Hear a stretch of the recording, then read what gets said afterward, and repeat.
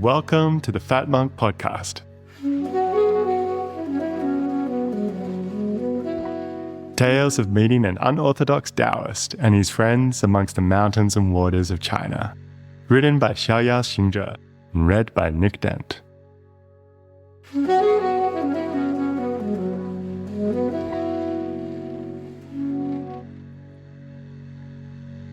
Chapter 9. Emergence from the Hidden Treasury.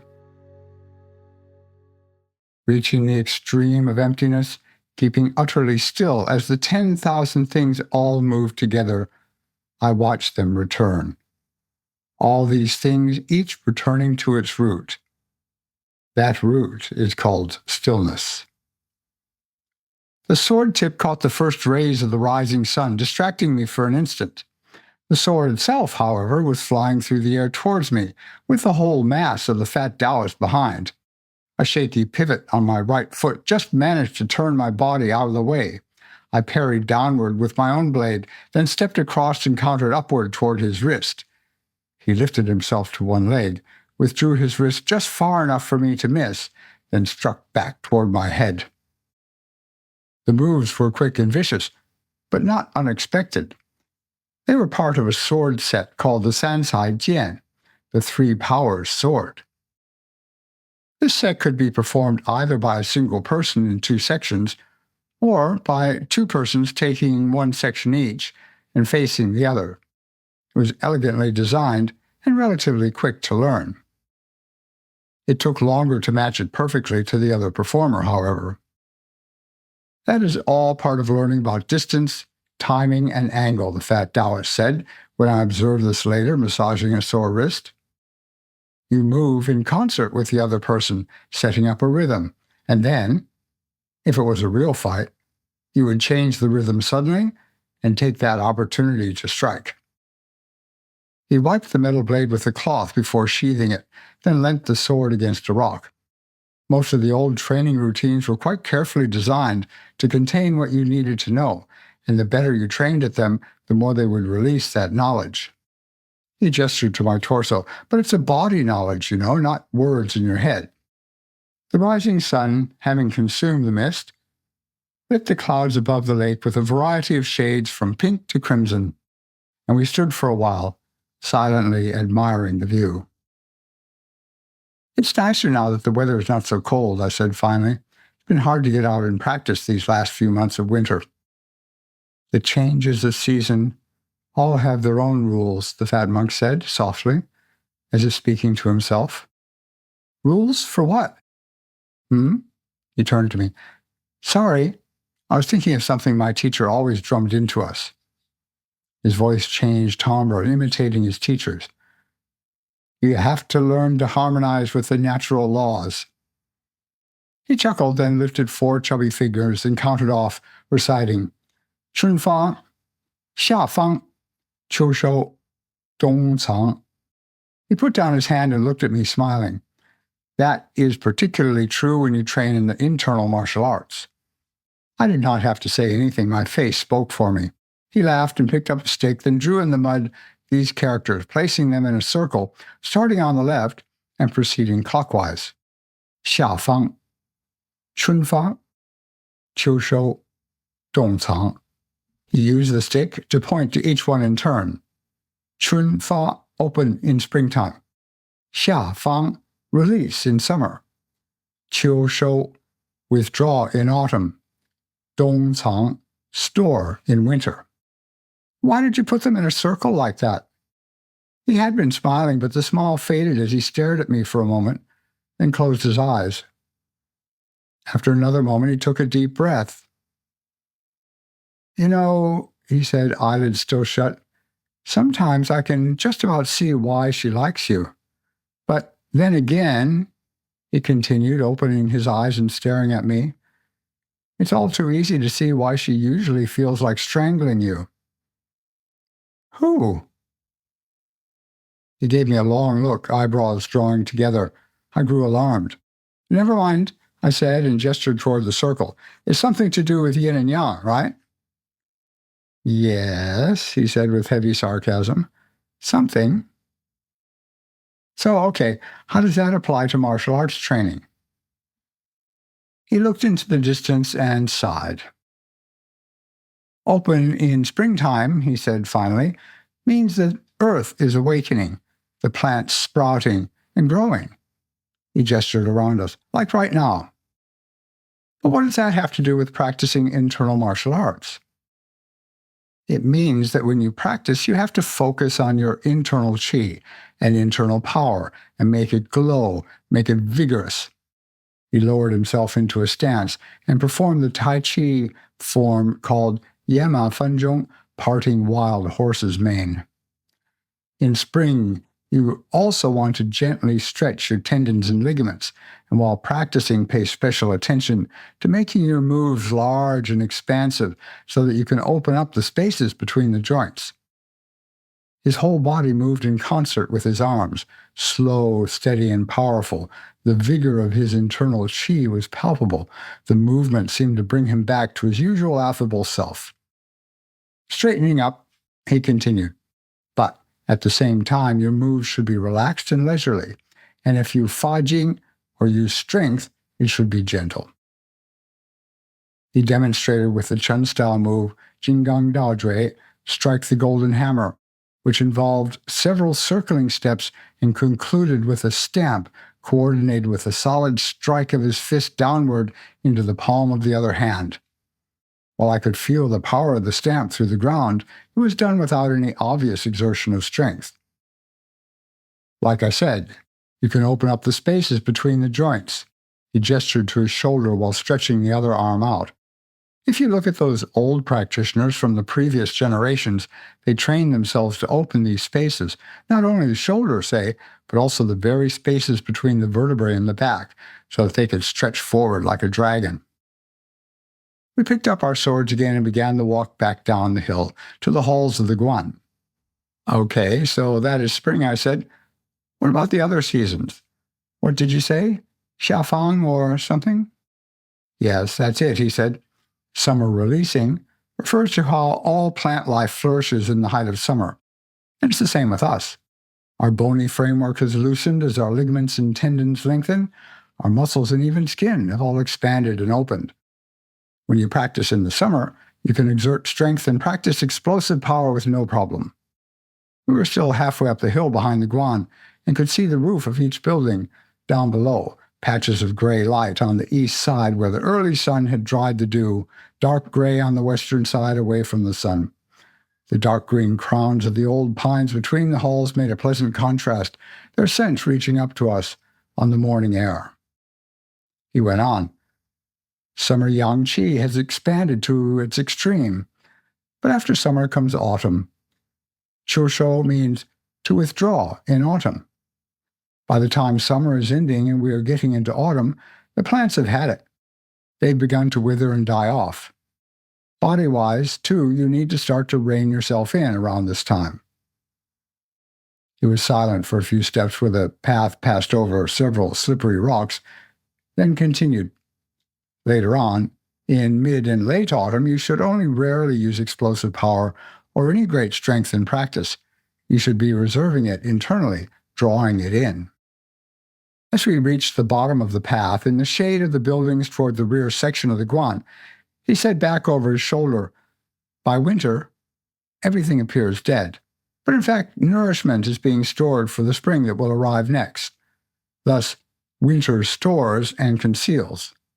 Plants and even some animals are dormant." "So we should practice our sleeping gong," I joked. He laughed. "Actually, our Taoist classic, the Huangdi Neijing, insists that we should indeed sleep more in winter, going to bed earlier, waking up later." Taoist classic? I thought it was a medical text. Well, it's part of our Taoist canon, too. Medicine has always been a major part of our research into the total mystery of the human experience. I said nothing. When he showed signs of wishing to wax lyrical, it was best to be silent. This time, however, it did no good. The more you live your experience, the more you realize the mystery, and the more you know that something within that mystery, within that experience, is trying to teach you. He gestured toward my heart. Learning to listen to that teacher is your first real step. I knew he did not mean my emotions. We'd been through that before. But if allowed, a deeper sense, a small, silent knowing, would inform one. It was habitually not allowed. We placed our swords and other practice equipment in a small alcove by the food hall, then joined the queue of Taoist monks that had formed, some young, some old, but all hungry. I reached the door first, but he held my arm and turned me around so that he could finish his sentence. As he was speaking, holding me in place, I could see the queue behind him grow. Even more, as he spoke, I could see it grow restless, grumbling and complaining. It couldn't go around, it was too tight. He'd picked the perfect place to be the most annoying, the most obstructive. The monk immediately behind him, small and inoffensive with glasses, was pushed into the fat monk's back. The fat monk seemed not to notice. He kept his eyes focused on me, his face calm, his expression matching his words. The pushing grew to shoving from behind, but he stood firm, saying, "We Taoists look at all aspects of the human embodiment. What does it mean?" Here he shifted his shoulders a bit as the pushing threatened to unbalance him. "That we have a body," he turned his waist slightly, "and that we are conscious of our," he dropped his weight, "embodiment." Just then, the line of monks appeared to coordinate their force into one big shove that would sweep the noxious obstruction, the fat monk and I, away. But when it came, the fat monk just shrugged his whole back, taking a tiny step forward and rolling his shoulders slightly to the left. The whole line of monks fell forward, some catching themselves in time, others sprawling onto the paving stones. I expected curses, but as we stepped leisurely into the hall, all I heard were chuckles and the brushing of clothes. Not the least from the fat Taoist. The small monk adjusted his glasses. I took a tray and helped myself from the bain-marie section of various vegetable dishes that included sprouts and preserved pao cai. My friend continued behind me as if nothing had transpired whatsoever. He looked disdainfully at the food on offer. I hate to say it, but since Cook has been gone, the food is so much less nourishing. Looks the same to me. It's not the look or the taste, but the effect. Whatever his other faults, Cook always put his heart, mind, and soul into his food preparation. You could say, to use emotional language, the cook created his food with love, no matter how simple the ingredients. He spooned some rice onto his tray. Food made like that is deeply nourishing, and not just physically. We found a space and sat down and began our breakfast in silence. "So, what about practicing in winter?" I asked after several minutes, trying to get him back on topic. He had just selected a piece of chilied cabbage and put it in his mouth.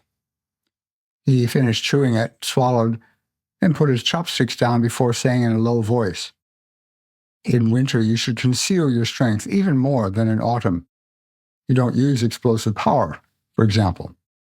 And the reason you don't use explosive power in winter is basically self-preservation. Your bones, tendons, muscles, and even skin have all tightened up, and it's just too easy to injure your bones or joints."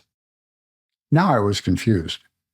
As I scraped up the last of my rice, I asked, "So, you are saying that you shouldn't practice at all in autumn or winter? I've seen you practicing in the snow." He grinned and shook his head. "No, even though winter belongs to yin, it's never absolutely and completely yin, just like summer is never absolutely yang. It's not that you must absolutely never use strength or express explosive power, but you should increase your yang first." Now, how do you do that? Gently warm up, stretch well, and practice very gently for a period of time first. Then later in the session, you can use strength. Before that, early in the session, all your bones, ligaments, muscles, and skin are contracted and tight, with less of an ability to loosen compared to summertime. Even your skin is less elastic. Once you've warmed up, this yang activity communicates itself to the whole body, and you won't injure yourself. We ate in silence for a time. As I finished my meal, though, something else had occurred to me. I said, okay, so I've also heard that the best time of day to practice is really early, like 4 a.m., since this reflects the very early growth of yang energy. Again, you might get away with it in late spring or summer, he said, as we stood up and took our trays over to the large sink to rinse and stack them. But during the late autumn and winter, it's not so good. He waved and grinned at a couple of the other monks as we left the hall. Why not? Well, the very fact that it is only the very beginning of emerging yang for the day shows that the yin-qi is predominant at that time of the morning. Retrieving our swords and practice gear, he continued, so since yin-qi is still pretty strong around that time, if you wait until yang is about to manifest, say at sunrise, that is best.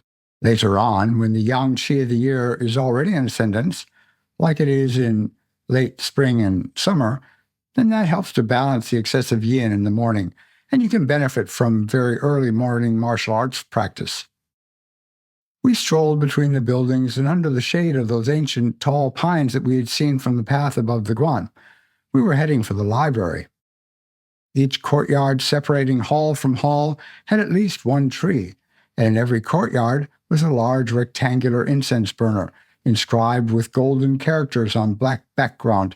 Each was lit, the smoke curling up the pillars that supported its small peaked roof. Sounds like you have something against yin-qi, I said finally. He laughed and said, not at all.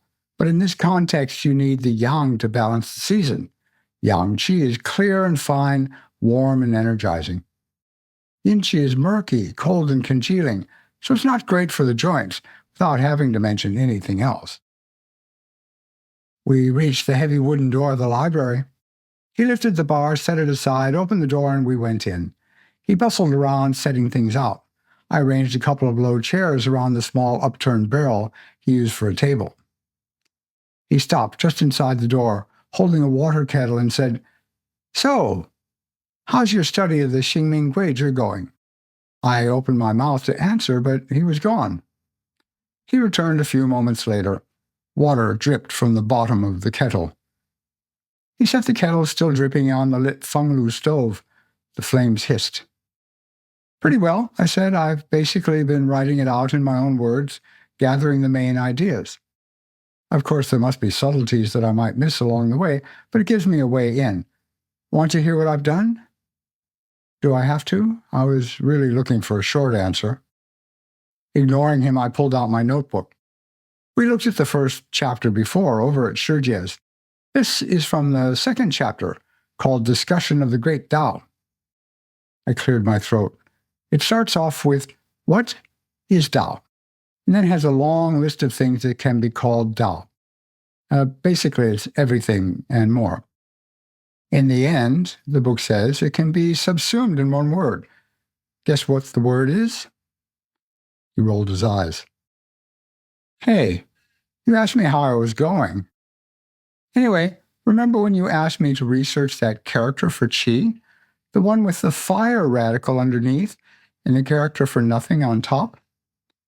He grunted. Well, that's the one.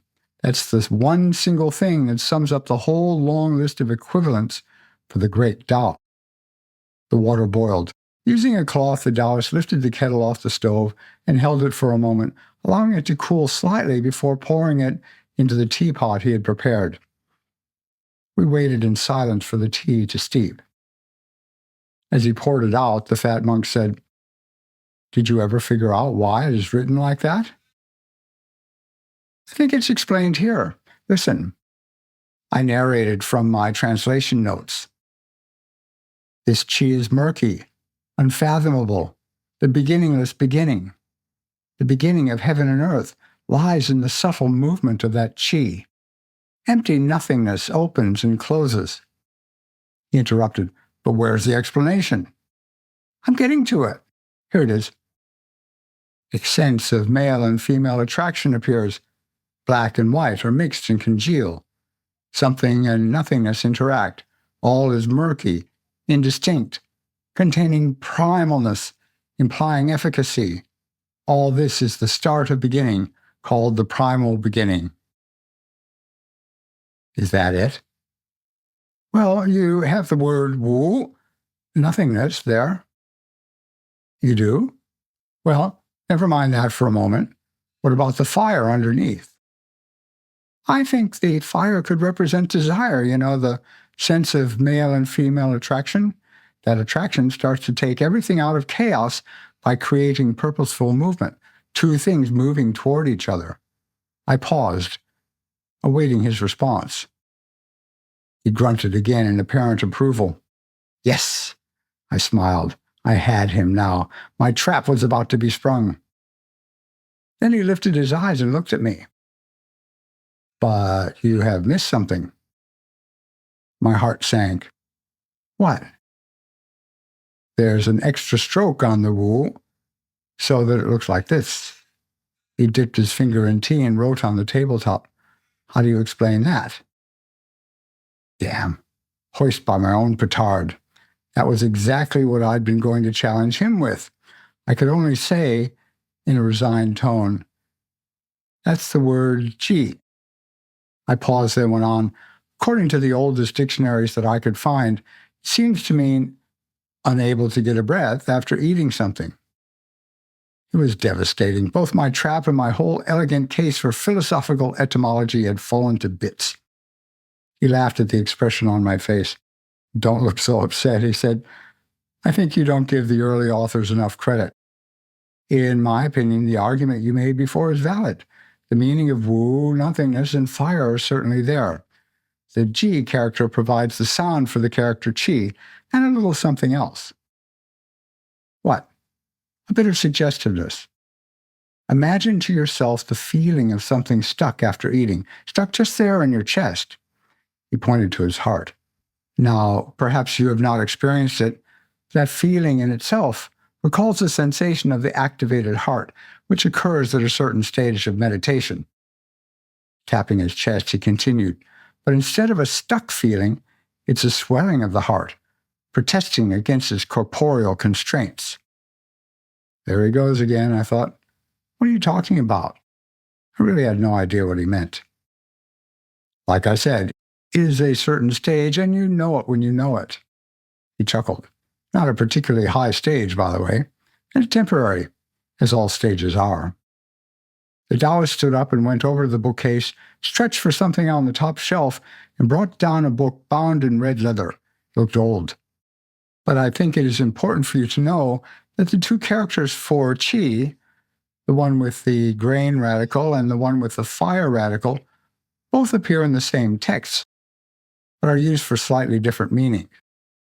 Basically, the qi with the fire radical refers to original primal qi, while the qi character with the grain radical refers to post-birth qi.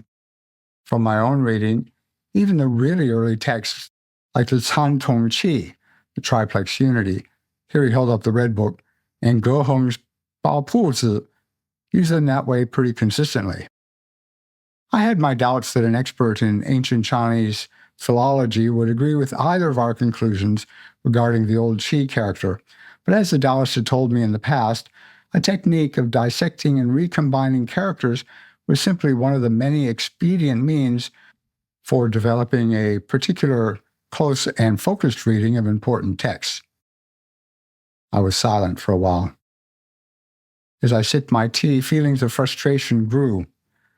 The fat monk and I had talked and practiced, I thought, but I seemed to be just as far from understanding as before. Not a particularly high stage, he had said, but I was apparently far from close to even that. When was I going to make some tangible progress? When I said all this, he nodded. Not everyone is created equal, despite the popularity of the notion. You're just a bit less equal than most, capacity-wise. I reddened. He ignored it. However, you do make up for that in interest and sincerity, if not in application. He leaned forward and fixed me with his eyes. Have you actually taken up and applied any of the suggestions I've been making since we first met? He frowned at me, then held up fat fingers, ticking off points as he spoke. We spoke of pitfalls in learning, one finger. and the need to accumulate de, the energy that allows you to change. Another finger. I've showed you how to gather the qi that can supply a foundation for de by paying attention to your breath, so your yuan qi does not continually just drain off. A third finger. And we have repeatedly discussed the importance of balancing the cultivation of essence and the refinement of life, and how the two things complement each other. This involved learning about essence, how to cultivate it, store it, and prevent it from leaking away constantly. This left a closed fist with an extended thumb, which he pointed at me with a fierce look. How much of this have you actually applied? But you never told me exactly what to do, I lamented. That's how it works. It's the same way in all the real traditions I know of. You start, you fumble, you learn a little something, not much, but that provides a basis for one more step. If you are lucky enough to have a teacher, they watch. If they are really good, they let you make all your own mistakes, and only if you are going badly wrong do they make any major intervention. They do perform other functions in this regard, but that is none of your concern at the moment. I started to say something, but he interrupted. Yes, I know. He sighed. There are many systems that lay out in great detail a course of study that is purported to suit everyone, no matter what. He was right. I frowned. That was exactly what I'd been going to say. But use your common sense. If you went to a doctor who gave every patient exactly the same treatment, no matter what the disease, you wouldn't get anywhere. I'd get farther than if the doctor insisted I figure out my own treatment. I felt that I'd scored a point. Unless the treatment is to make those efforts. We're talking about a complex of mental, physical, and what you could call cosmological influences here. It's a delicate balance. But there is something within you that knows and can guide you toward that balance. He pointed at my heart again. If you accumulate the energy that allows it to wake up a bit, that allows it to begin to clarify, and you provide the direction of attention that allows it to work and for you to become aware of it, that is what we've been calling turning the light around. He stood up and uncharacteristically began pacing. One of your biggest problems is that you do not make the effort to see beyond your habitual categories of thought. Confucius said, if I expose a corner and he can't go from there to the other 3 corners, I won't teach him anymore. What do you mean?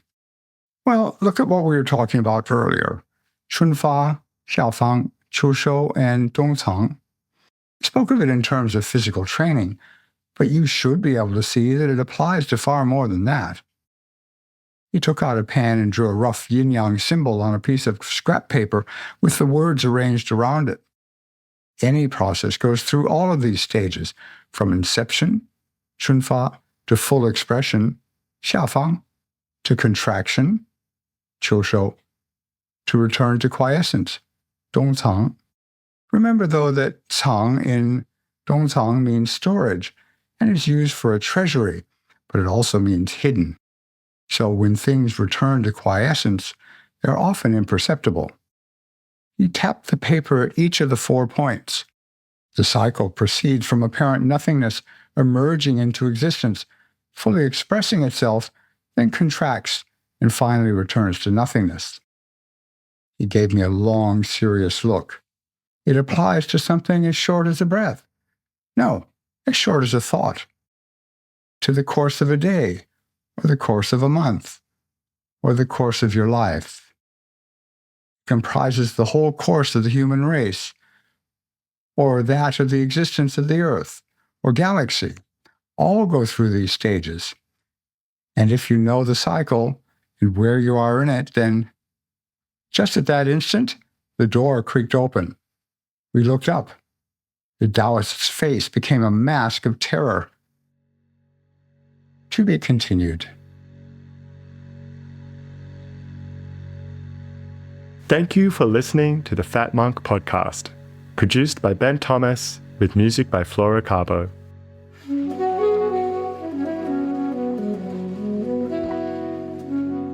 Please like and subscribe, and go to the show notes for links and further content.